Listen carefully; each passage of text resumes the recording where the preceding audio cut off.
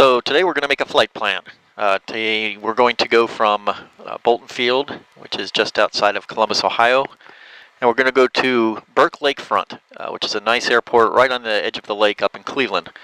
So to do that, that's clearly a map function. A flight plan would be a map function. So we go into map, and FPL means flight plan. So we go into the flight plan menu, and now it's asking us where we want to go. So we need to insert, you can start and put in all the waypoints on the way to your destination, or you can just put in your destination and put in the waypoints after. So let's put in the destination. Let's go to flight plan menu, and we're going to insert a waypoint. So it's already selected. We're going to push to the right, and now we just need to type it in or twist it in. So HIJK, and it's shorter to go around to the top to get to B, and HIJK, and there's Burke Lakefront. So we're going to insert that. So there is our destination, and what I did just then is exactly the same as a direct to. As I can demonstrate, we can go to the flight plan menu, and let's just clear out the flight plan. We're going to start over, clear, and to the right, and this is important enough that they want another confirmation, so you push to the right again. So we'll go back to the very beginning and pretend we hadn't done a thing. Let's go direct to, and there's Burke Lakefront because it's the last thing I had selected, and we will just go direct to. And now, if I go to the flight plan menu, there it is as our destination. So that's really the exact same thing. That's kind of a shortcut. So let's look at that. We can go here and we can zoom out. And it's looking like we're going east when this is actually more of a northeast type thing. But that's because I'm at the range where I am course up. And as we're sitting still, there is no course for the Skyview to understand what direction we're pointed. So you just have to kind of live with that. But as we look for, actually I haven't started it yet, one thing we have to do to see the course on the map, we have to go to flight plan, and we have to tell we're ready to navigate. So actually it's already there, so I should be seeing my course line. Oh, there it is. It's kind of mixed into the background purple of the ADS-B, which is not yet receiving NextRad data, so that stays kind of a pinkish color, makes that purple hard to see. But we can look over here, and that course, probably easier if I zoom out, there it is, that's going to take us right through the Columbus Class C, which is no big deal, they're friendly people, but I usually like to just go around. It doesn't add any mileage. I get inside there, they may want to vector me, sometimes they want me over the top, which is hard to get when we're this close starting out, so it doesn't add much for me to just go around it. It's part of my nature is conflict avoidance or inconvenience avoidance, as the case may be. So let's add a waypoint that will not only keep us outside of the Columbus Class C, but also out of the Ohio State Class D. They are not friendly people. I don't particularly like going there. So we'll just zoom in and see if we can find something. Get this. See if we can find a nice little fix. There's a fix right up there. That clears this one. That one's a little close. If we really wanted to, we can go all the way up here. This one's close enough. And this is just hypothetical anyway. So just hover over that and see now it has recognized that Cujo is a fix. And once it has recognized that, I can go to the info screen. And there's a nice little button here that says add to flight plan. So let's press that. Now it's asking me where I want to put Cujo. And in my mind, it doesn't make any sense to go all the way to Burke Lakefront, turn around, and come back to Cujo. So we're going to move that above Lakefront. So there it is, and we're going to insert that. So now, if you want to see this on the map, we have to go ahead and select a direct to on it. That will be our first leg. So let's go ahead and turn off navigate. Oh, do whatever we need to do. Get up here. Get up there. There it is. And we'll just do a direct to that. And from there, it will automatically sequence us to Burke. So that's our first leg of the flight. So let's go ahead and look at that on the map. And sure enough, if I select back to the airplane, let's zoom out. And we are around both the Class B, or I'm sorry, the Class C and the Class D. So that's all well and good. Back to the airplane. Let's look at the fuller picture here. So as we're traveling up to the northeast, looks like, if I'm not mistaken, let's wait for it to update, there's another Class B to deal with. And that's at Mansfield. So we can go around that actually quite easily. I mean, it's a couple of degrees difference, so we can kind of scooch ourselves down below there, and let's look for another fix. And because of the way I have my settings, the fixes take a while to show up. I have to get pretty far zoomed in. But there's a convenient one. Well, we can just use this one, this Leju. I don't know who names these. Sometimes they seem very random. And it's the same thing. It's going to do the same thing. It's going to find out that it's a fix. We're going to do the same thing. We're going to go to info, add to flight plan. And it makes sense for that one to be our second waypoint. So we'll insert that. So you can see how this is going. You can just continue to plan like this. One of the things I like to do with Cleveland is I don't like to talk to them at all.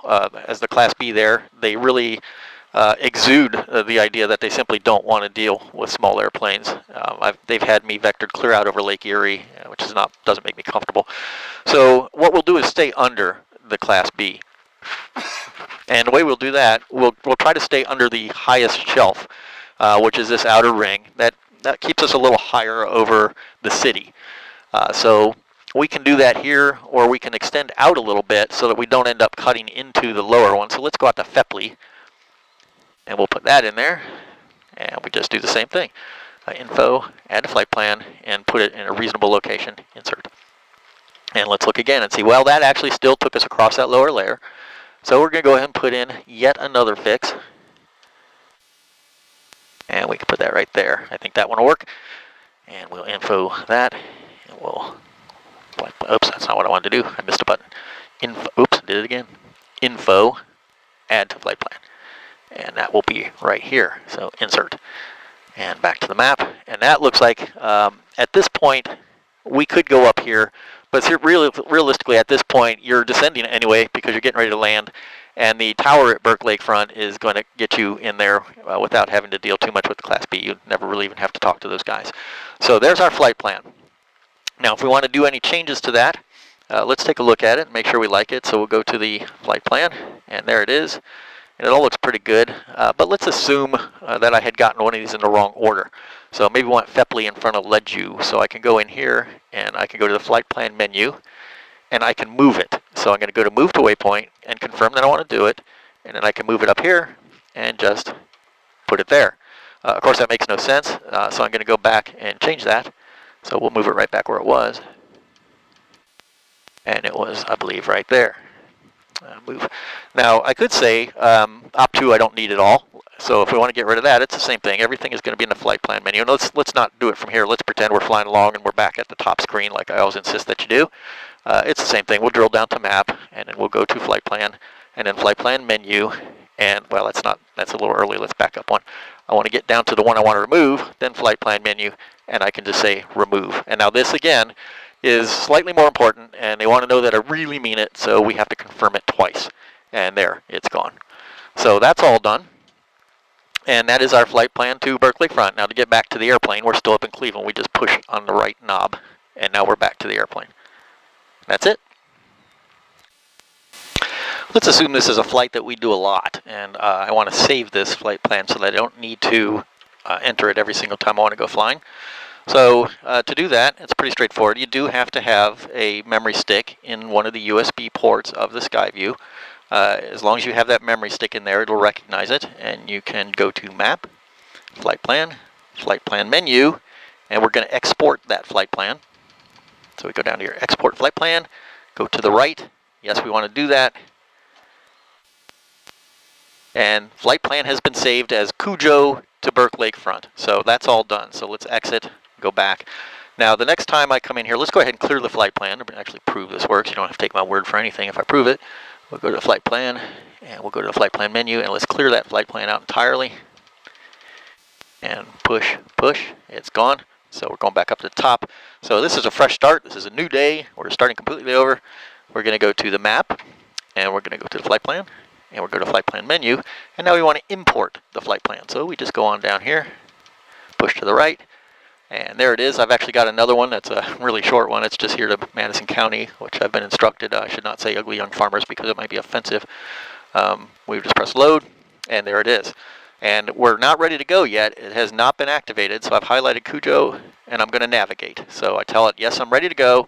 So if we take off from Bolton right now, it's going to take us to Cujo, and then thence through the waypoints up to Burke Lakefront. So we're ready to go. Clear for takeoff. I got a banner to about a mile to the north, heading towards the stadium. Clear for takeoff, runway 4, left turn out approved, and I'll be looking for banner toes, 1694 Echo. Okay, so here we are in the plane. We're going to fly that flight plan. The banner tows because we're in Columbus, Ohio, and it's a game day, so the Ohio State Buckeyes, currently #1 in the nation, and undefeated for a great long time, are playing. So there are a lot of banners flying in and out. So we left the flight plan in the Skyview, so I won't need to load it. It'll remember from the last time the airplane was, or the Skyview was turned on, what the flight plan was. But we do still need to turn it on to navigate, so map, and we'll go to flight plan. And there it is, pointed directly at Cujo, so let's navigate to that. So we're all set. That's all there is to do until we get in the air.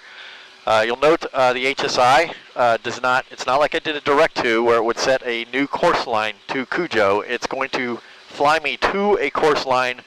So you can see if I had done a direct to, that broken bar in the HSI, and we'll talk a little bit about the HSI as we're flying, that would probably be solid. So we can try that. Make sure I'm right about that. There it goes. So that's pointing directly at Cujo. What it was actually was pointing to a leg that would go to Cujo. So direct to is probably what we want. Navigate, not navigate on our first waypoint. We want to go directly to that first waypoint. So direct to lights it up. Now it doesn't have that little bar here showing that it's going to go to Leju next, but that's assumed. You'll see when we get to Cujo, it will automatically transfer to the next waypoint. So the only thing to do right now is get the engine warmed up, get out to the end of the runway, and get in the air. So we're out here at the end of the runway, ready for takeoff. I'm going to go ahead and use my fancy new EMS screen that we worked on in the personalization section. So I'm going to go to screen and turn off map. And there it is. So you know we don't have the map anymore, but I do have enough information to fly without it until I need to do something with the map menu. Dynon has made an unfortunate decision to hide the map menu when you don't have the map screen enabled. It's kind of unfortunate because it would be nice to be able to get to that flight plan menu, but it's no big deal. What we'll do is we'll navigate with the HSI. We'll talk about that a little bit, and we know where our next waypoint is. So we at least know where our next waypoint is, if not the whole flight plan. We know enough to get to the next one, and that's displayed right there. That's 18 miles away. So once we're in the air, we'll talk about this a little bit more. I'm going to probably fly off course a little bit so you can see how the HSI can be used to bring yourself back on course. Or there's a very quick way. If you don't care about where precisely you're flying across the ground, in other words, if the course was really just, it's not important, what's just important is to get to the waypoint, there's a very quick way to recenter that HSI, and we'll talk about that once we're in the air. It's a pretty nice morning. You won't be able to see it, but there's a couple hot air balloons out there, and that banner tow is visible from here. It's just a gorgeous morning. It's like a nice fall day.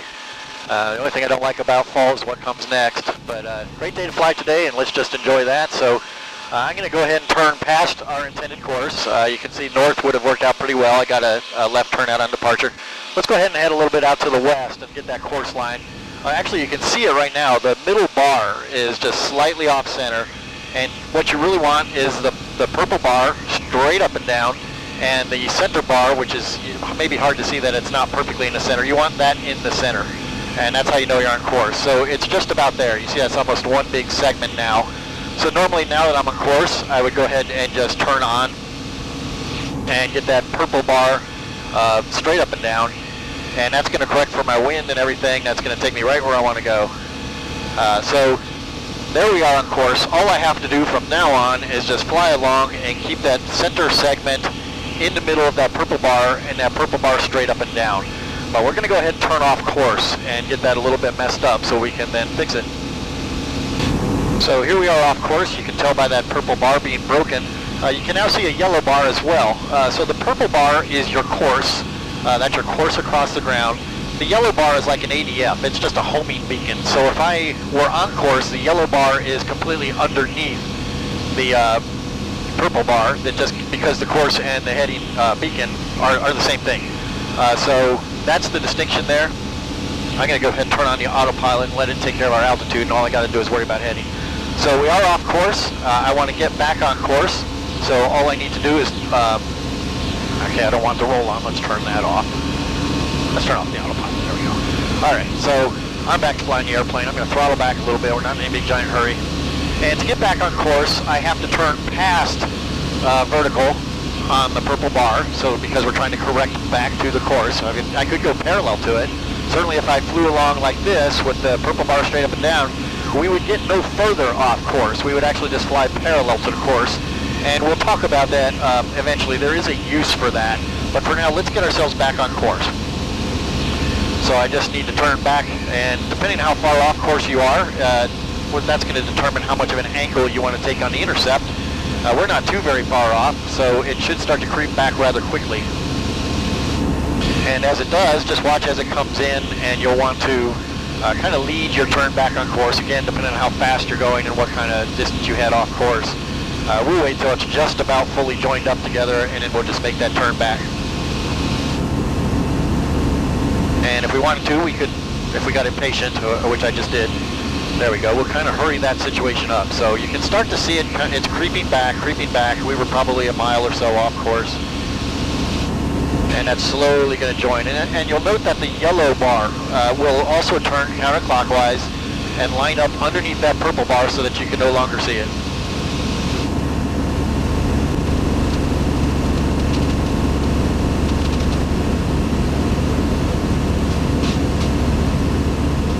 It's just about there. And I'm going to go ahead and turn back on course because I do want to get a look at that map screen. Remember, we were trying to get around the Ohio State non-Scott Class D airspace, and I want to make sure that that's actually happening. So I'm going to go to the screen and turn that map back on. And it looks like we'll be just fine as I finish up this turn, and you can see that we're just about there. And there's your airspace. I'm clear of it now. So realistically, I don't really need to get back on course, but we're going to go ahead and do it just for the sake of demonstration. Notice that the yellow bar is again nearly completely under the purple bar because very soon we're going to be both on course and on bearing.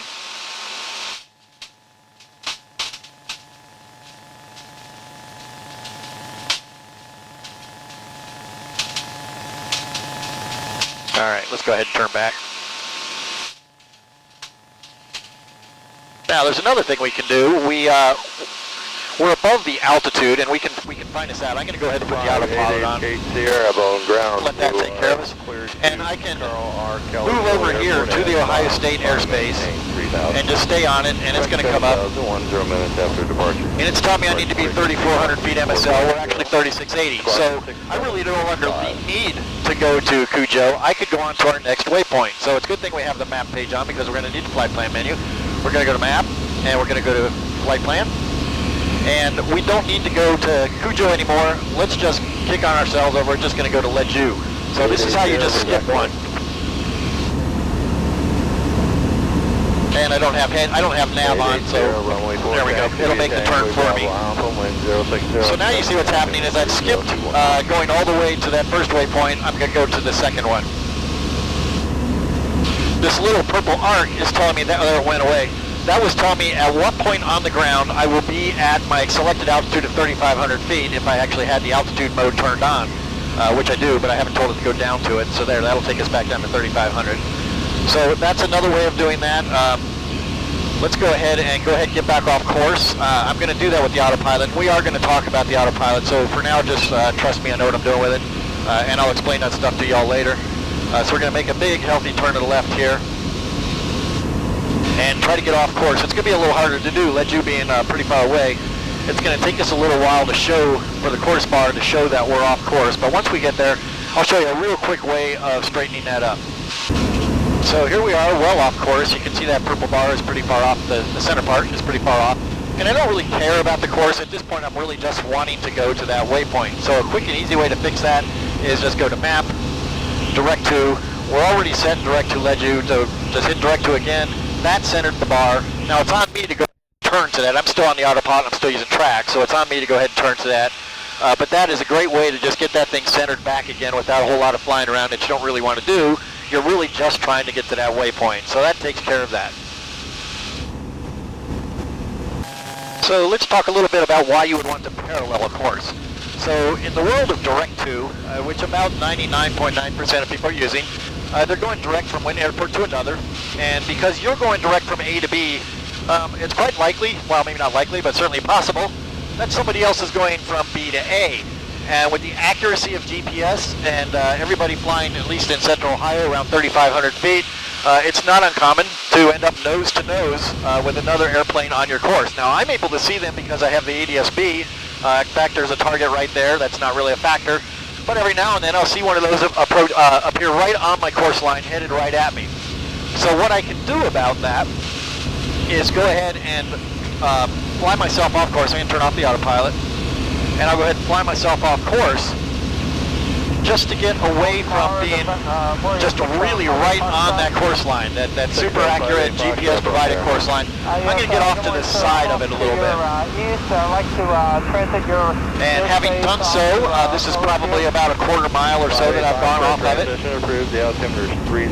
I can go ahead and turn back parallel to it. So I'm going to have the course line straight up and down, which means I am flying parallel to that ground course, but I'm not on a collision course with that other airplane. I'm offset to the side. So I can fly along in parallel like this quite easily for any amount of time that I need to.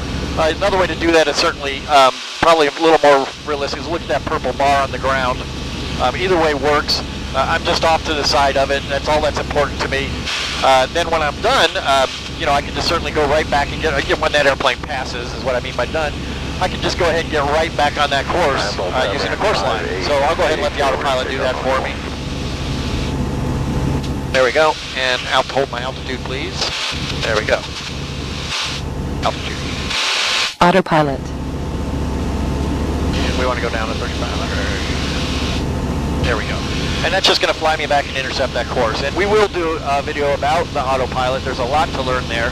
But this is pretty much everything you need to know about the flight planning. If not, feel free to leave a comment on the blog and I'll see what I can do about it. Just for fun, we're on a direct tube back to Bolton, but let's say I want to go get some pizza. So we'll just take the little course line gizmo here and we'll take it over to a fix named Pizza. And there's Pizza. Yep. So there's we want our info button, so it's map, info, add to flight plan, and we want it before Bolton, and we'll insert it. And then we'll make that active simply by doing a direct to. There we go. And now if I turn on the autopilot, that's where we'll go. 88 Sierra Bones, Harry, still out And my see it making the turn.